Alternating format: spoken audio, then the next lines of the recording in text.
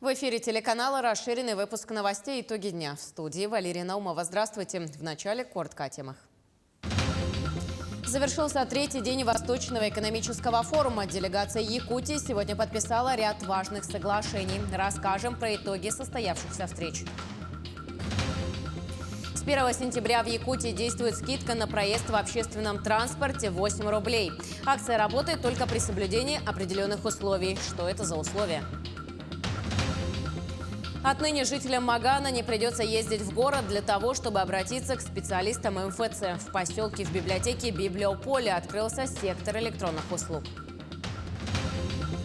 Городские власти участвуют в различных федеральных и республиканских программах. За последние годы внешний облик Ленска модернизировался до неузнаваемости.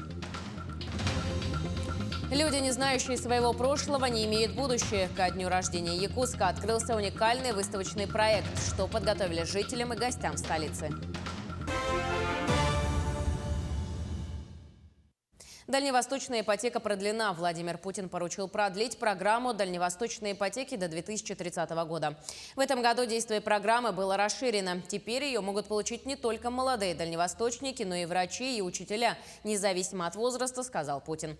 Программа реализуется с 2019 года. В рамках программы льготная ипотека выдается молодым семьям, полным и неполным участникам программы «Дальневосточный гектар» и гражданам, переехавшим на Дальний Восток по региональным программам повышения мобильности трудовых ресурсов. Максимальная сумма кредита составляет 6 миллионов рублей. Третий день Восточного экономического форума завершился во Владивостоке. Делегация Якутии сегодня подписала ряд важных соглашений, а также провела рабочие встречи с представителями федеральных министерств и ведомств. О том, какие были итоги встреч, в материале Петра Васильева. Арктическая часть Якутии пополнится новым горно-промышленным кластером. Соглашение о его строительстве сегодня заключили на полях ВЭФ. Планируется, что новое предприятие даст толчок промышленному и социально-экономическому развитию Устьянского и Верхоянского районов. Фиксируем торжественный момент на фото-видео.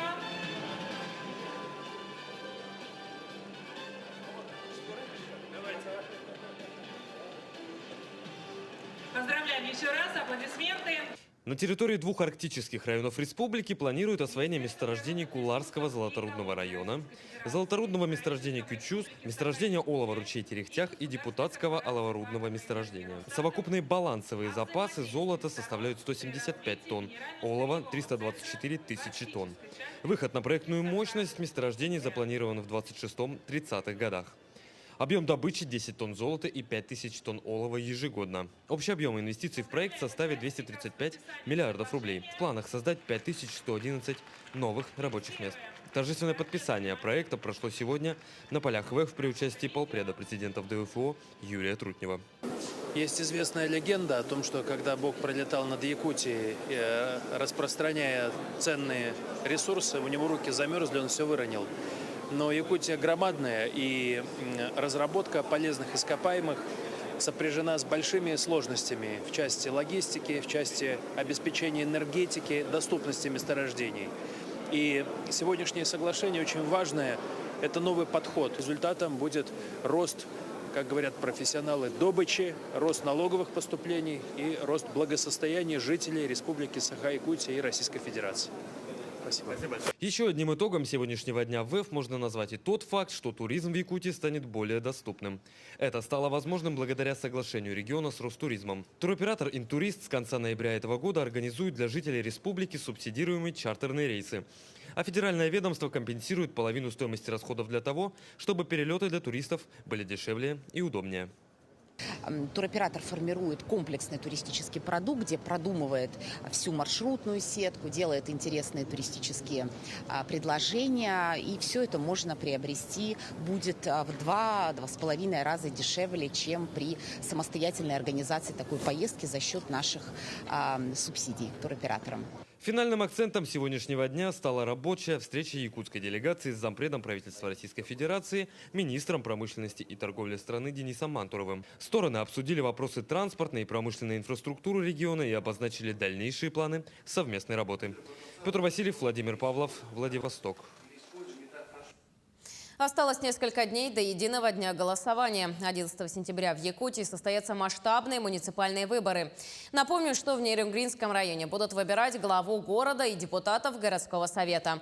Также пройдут избирательные кампании поселенческого уровня. Всего задействовано 27 избирательных участков. В поселке Серебряный Бор из-за недостаточного количества кандидатов выборы перенесены на 13 ноября. Уже завершилось досрочное голосование в труднодоступных отдаленных местах. Было охвачено 7 точек, проголосовало 32 человека. Это оленеводы села Иенгра. На сегодняшний день у нас идет досрочное голосование в помещениях участковых избирательных комиссий. Напомню, если вы не сможете явиться на свой избирательный участок в день голосования 11 сентября, то у вас есть право проголосовать досрочно на своем избирательном участке. Участковые избирательные комиссии работают вплоть до 10 сентября, принимают избирателей, в будние дни с 16 до 20, а в выходные дни с 10 до 2, до 14:00. Поэтому, если вы не сможете проголосовать 11 сентября, приходите все на избирательные участки и проголосуйте досрочно. С 1 сентября в Якутии действует скидка на проезд в общественном транспорте 8 рублей. Акция работает только при оплате проезда картой МИР через телефон или картой жителей Якутии. Подробнее о системе в материале Светланы Амосовой. Денис Петров ежедневно приезжает на работу на автобусе. И чтобы оплачивать проезд выгодно, он использует карты жителей Якутии.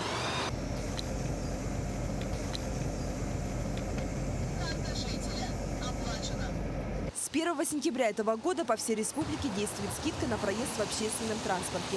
Но при условии, если оплата производится через телефон, то из приложения МИР или картой жителей Якутии. Плата проезда со скидкой нужно приложить к валидатору карту жителей Якутии.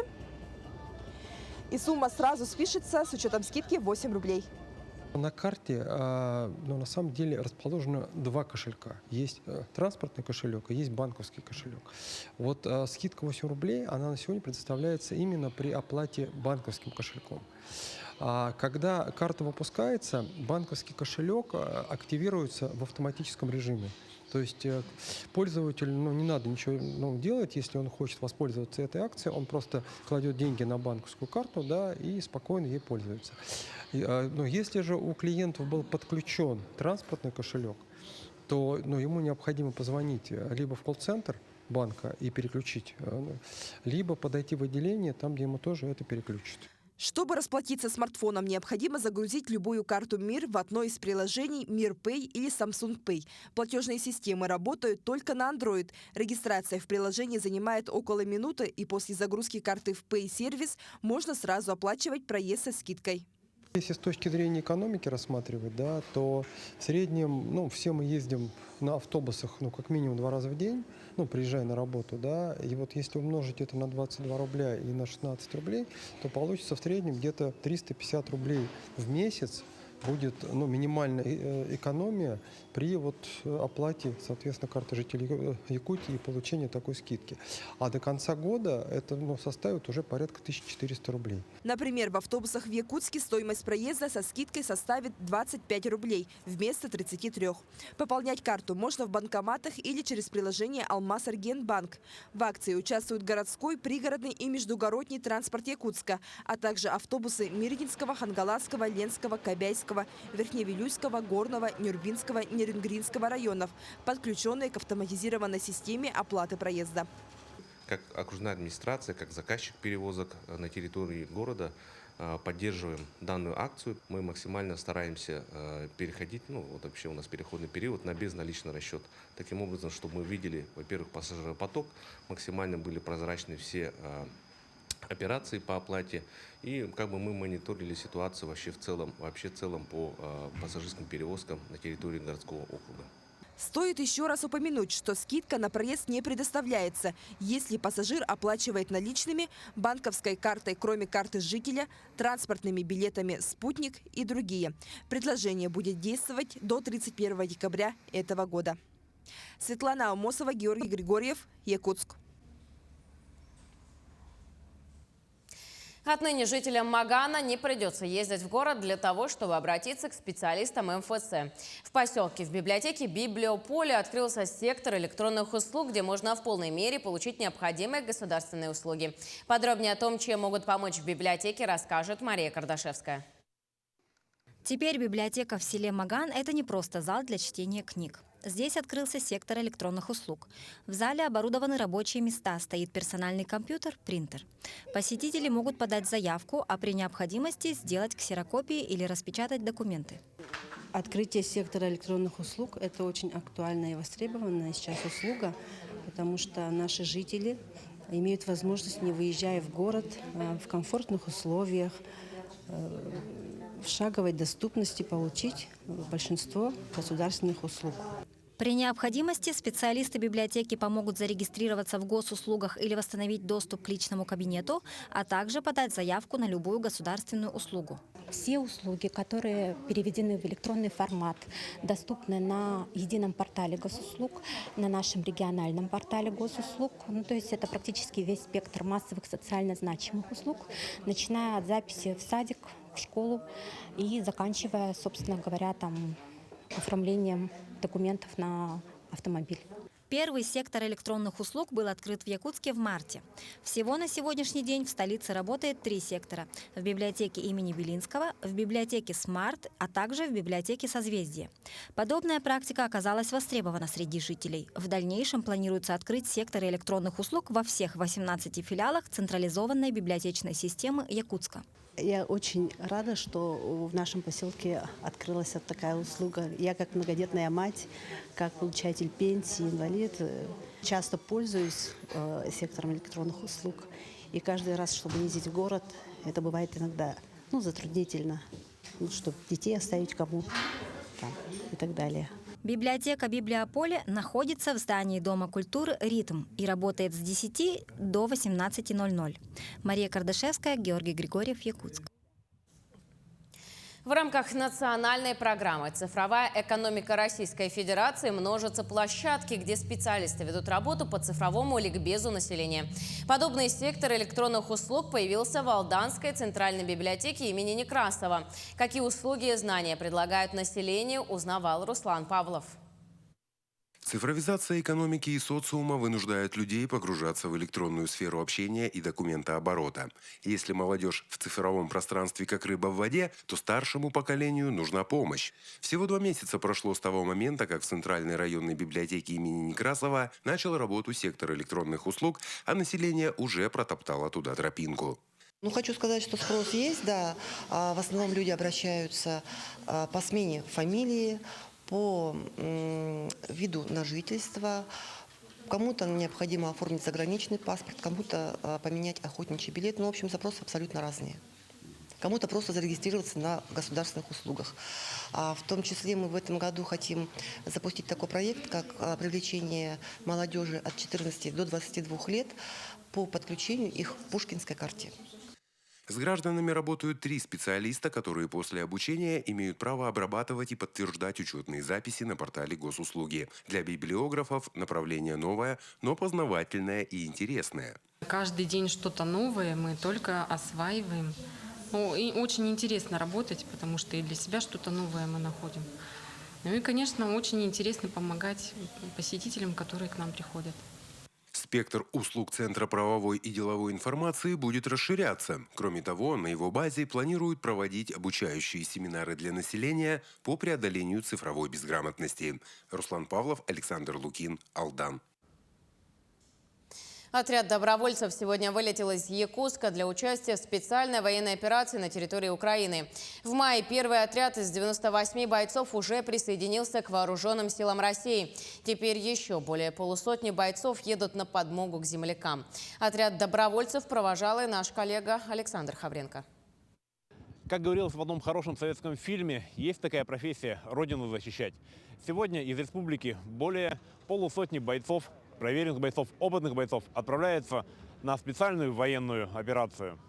В добровольческий отряд ДОСААФ вступило 58 бойцов. Подавляющее большинство из них – это отставные военные или представители силовых структур. У многих за плечами опыт боевых операций в Чечне, Сирии, а кто-то уже во 2-й раз едет на территорию Украины.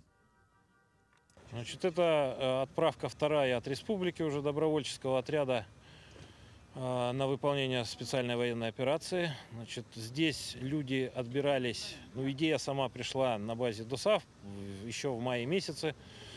Подготовили из костяка, из старых сложенных военных ОМОНовцев, которые прошли горячие точки. И здесь уже сознательная бригада, которая идет непосредственно выполнять свои войсковые обязанности. Якутский отряд добровольцев должен примкнуть к своим землякам из отряда «Ботур», который находится на Харьковском направлении. На территории Украины им предстоит провести 90 дней. Настроение у нас боевое, все готовы выполнять указания президента Российской Федерации. Приедем, будет боевое слаживание, обучение ребят, потому что некоторые все возрастные, армии прошли давно, и поэтому боевое слаживание будет.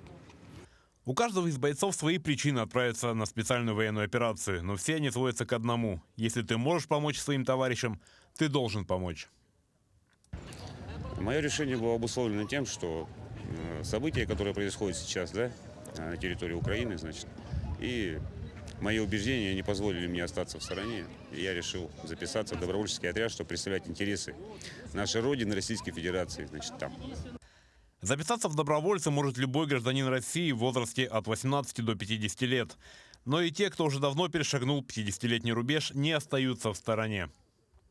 Мы, афганцы, прошедшие афганскую войну, душой и сердцем тоже бы хотели бы поддержать и поехать. Но есть понимание, что сейчас уже у нас возраст здоровья не позволяет это сделать. Хотя, я думаю, что, возможно, и придется, если у нас не будет хватать ребят призывного возраста. Но я вижу, что пока у нас все нормально с этим делом. Республика свой вклад делает. Нам же остается пожелать бойцам хорошего пути, удачи и скорейшего возвращения домой. Александр Хавренко, Григорий Николаев, Якутск. За последние годы внешний облик Ленска модернизировался до неузнаваемости. Каждый год на его карте появляются новые дома с благоустроенными территориями, производят ремонты во дворах вторичного жилфонда.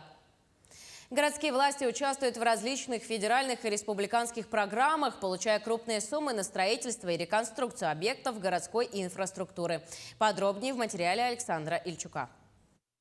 Из серого провинциального городка Ленск стремительно преображается в достойную нефтегазовую столицу Якутии.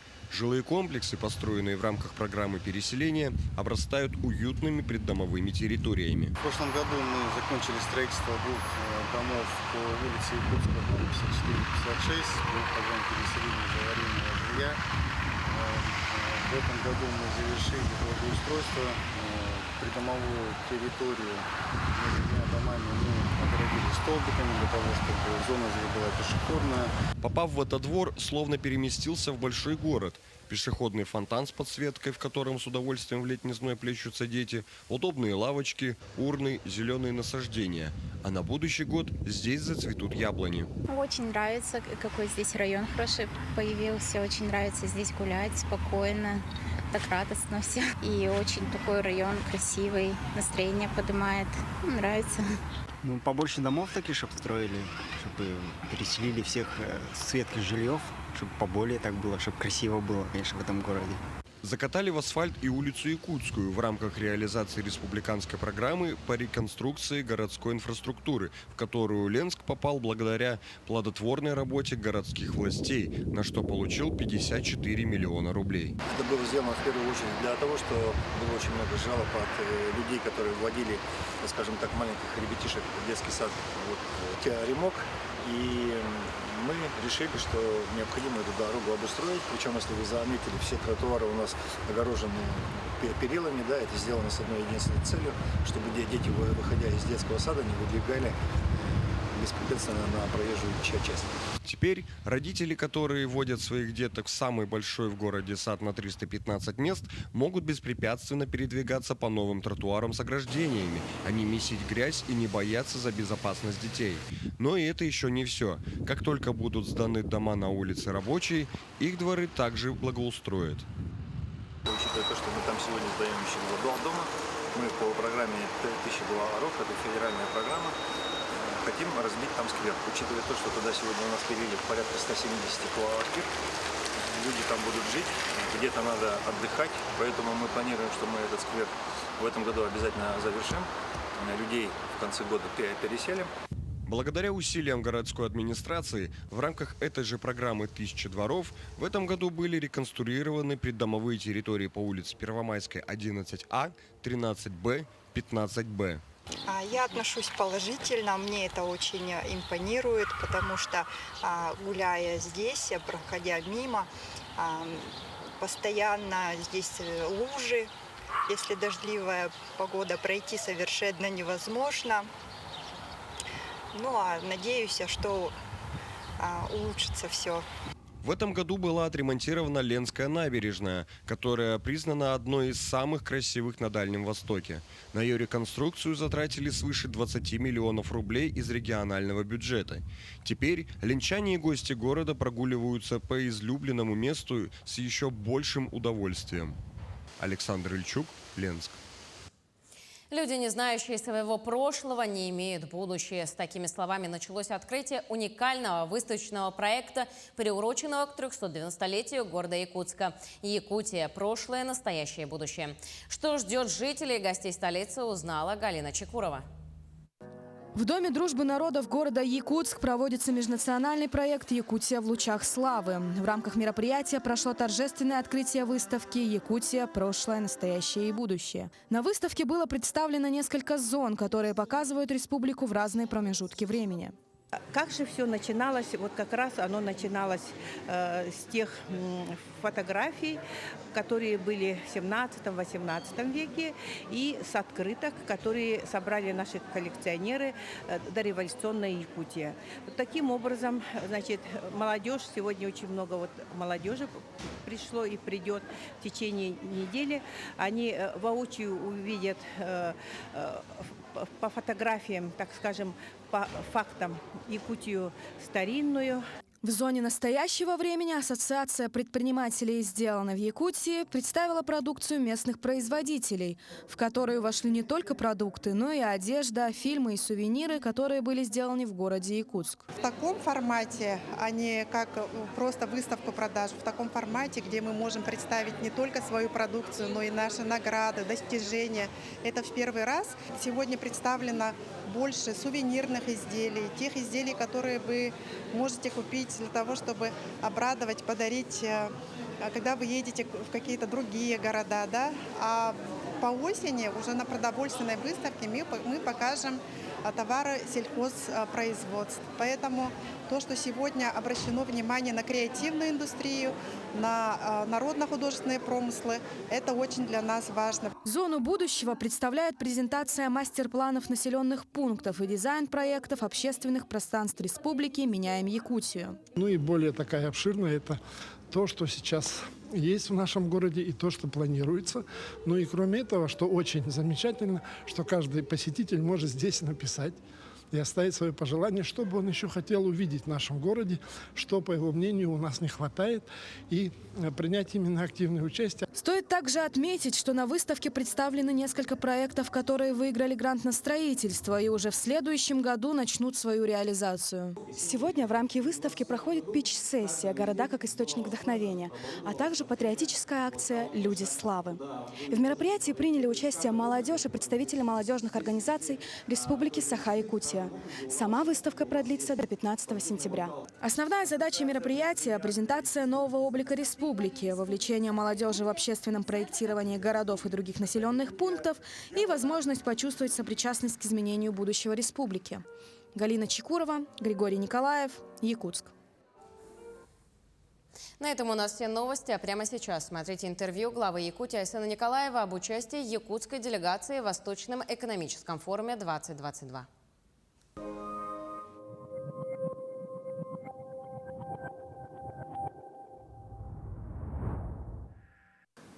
Безусловно, Восточный экономический форум – это главный форум не только на Дальнем Востоке, но и, наверное, уже сейчас в стране он становится наряду с Санкт-Петербургским самым главным.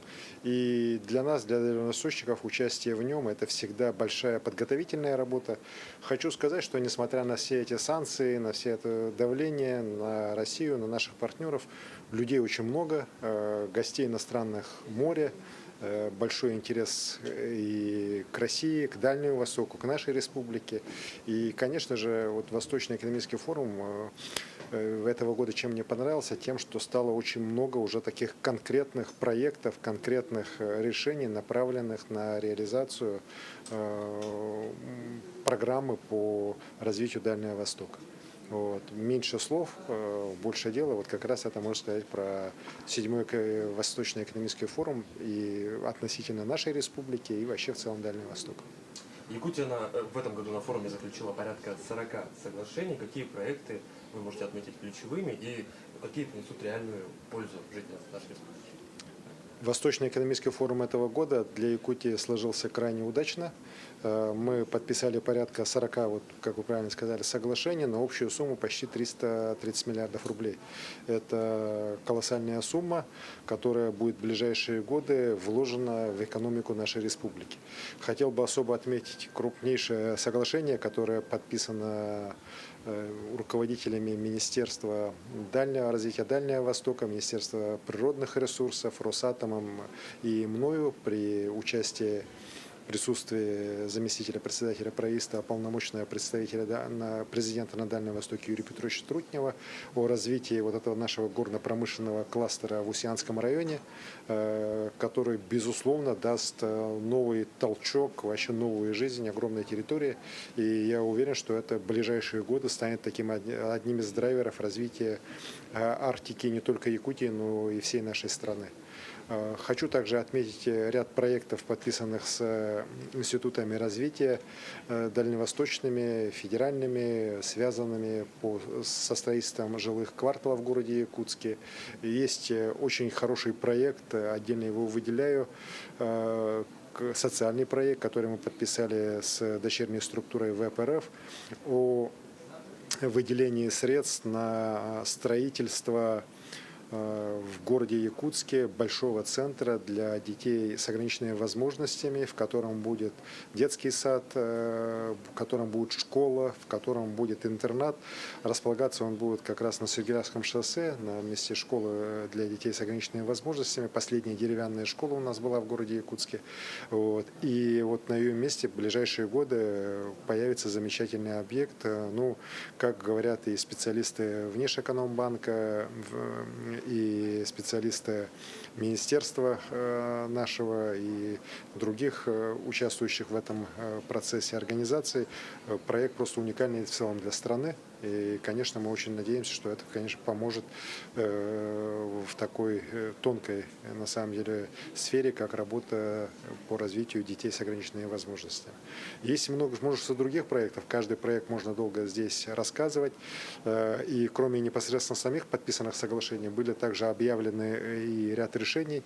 В частности, решение озвучено компанией «Алроса» о том, что начинаются реальные работы по строительству нового рудника «Мир глубокий», который начнет реализовываться уже с этого года. Общая сумма инвестиций свыше 120 миллиардов рублей. И, конечно, его реализация даст возможность городу Мирному, алмазной столице нашей страны, но еще многие десятки лет сохранять этот статус и находиться как раз как в зоне уже алмазодобычи нашей республики. Александр Сергеевич, в рамках ВФ этого года вы провели ряд встреч со своими федеральными коллегами, с зарубежными партнерами, с делегациями. Какие итоги можете отметить? Интерес к республике огромный, как со стороны иностранцев. Я встретился с рядом послов разных государств, имел беседы на ногах уже и с крупным бизнесом. Ну и, конечно же, наши федеральные коллеги тоже крайне сейчас интересуются успехами Якутии, готовы помогать нам. И рад, что при встречах с тем же Денисом Валентиновичем Антоновым, заместителем председателя правительства Российской Федерации, министром промышленности и торговли Российской Федерации, нам удалось также решить ряд таких очень понятных, очень для нас важных вопросов, связанных и с развитием авиации, с развитием техники на газомоторном топливе, ну и другими направлениями развития промышленности в нашей республике. И другие встречи были все очень конструктивные. Считаю, что в таком ключе, в развитии тех договоренностей, которые мы здесь достигли на сессиях, во время двухсторонних, многосторонних таких встреч, мы будем и дальше работать, чтобы достичь главного — улучшения качества жизни наших жителей.